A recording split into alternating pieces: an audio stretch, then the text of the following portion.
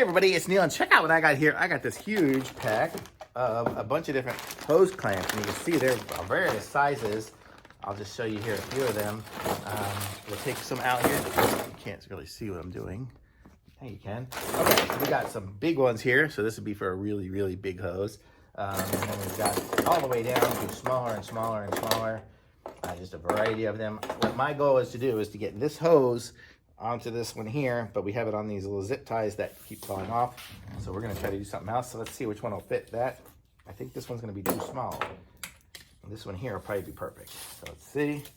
There, look at that. It's like, fits like a glove right on there. And you see now it's loose, but then I will take it here and cinch it up here with this little nut here. And it looks like it fits right on there. And now we are tightening it on. This is for a vacuum piece. And now it is, and you can see, I can see as it's going, it's squishing up my little corrugated rubber on it. And there, it's pretty tight now.